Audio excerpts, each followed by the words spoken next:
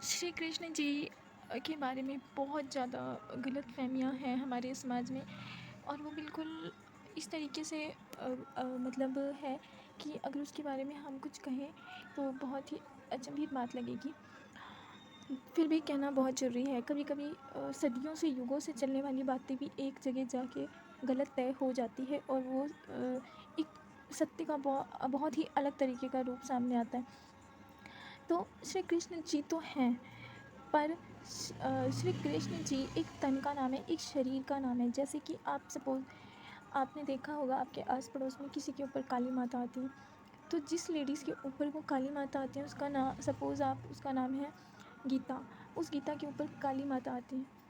तो कृष्ण जी का क्या था कि कृष्ण जी जिस तरीके से उस लेडी का नाम गीता है, वैसे ही उस शरीर का नाम कृष्ण जी था।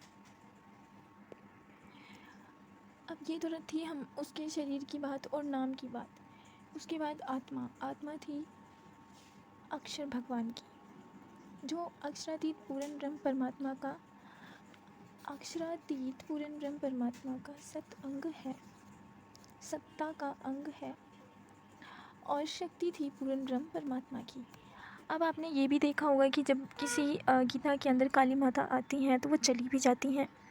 तो सेम उसी प्रकार से कृष्ण जी के अंदर भी पूर्ण ब्रह्म परमात्मा की शक्ति आई और उन्होंने लीला की, और वह 11 बरस 52 दिन के बाद चली गई।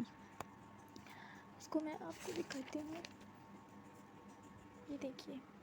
11 साल 52 दिन की ब्रज लीला के बाद काल माया के ब्रह्मांड का लय हो गया। अतः उस लीला के तन छूट गए और सुरताओं एवं शक्तियों का योग माया के अखंड ब्रह्मांड में बुद्ध स्वरूप केवल ब्रह्म में उद्गम हुआ। योग माया में प्रवेश करते ही उन सबको दिव्य नए योगमायिक अमायिक तन प्राप्त हुए।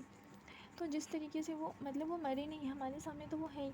जैसे गीता के अंदर काली माता आई तो वो शक्ति चली गई ना, बट गीता तो वहीं पर है। और वो शक्ति ने जाके फिर कहीं और लीला करी, एक दूसरी जगह बनाई, बट वो गीता की जो आगे की प्रक्रिया है वो वहाँ पे चलती रही। इसी तरीके से गोपियों के अंदर से भी शक्तियाँ चली गई, राधा जी के अंदर से भी शक्तियाँ चली गई, और उन्होंने जाके दूसरे लोक में अपनी लीला की, जिसे रास कहा गया है।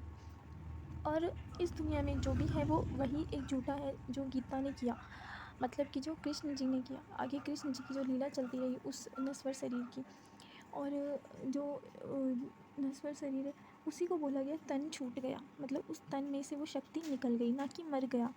कृष्ण जी तो बहुत बाद में मरे थे और तब तक की लीला चलती रही। हम आज उन्हीं को भगवान, उन्हीं को पूर्ण ब्रह्म परमात्मा मान के बैठ गए हैं। और उस शब्द को, उस गीता को पकड़ने के कारण आप ये नहीं जान पा रहे हैं कि वो काली माता कहाँ से आई, कहाँ गई, कैसी दिखती है। उसी प्रकार से कृष्ण जी के अंदर जो शक्ति आई वो कहाँ से आई, कैसी दिखती है, कब गई, ये सारी चीज़ों का बहुत कुछ रहस्य है जो खुल के सामने नहीं आया सबके। तो ये चीज़ समझने की बहुत ज़्यादा ज़रूरत है।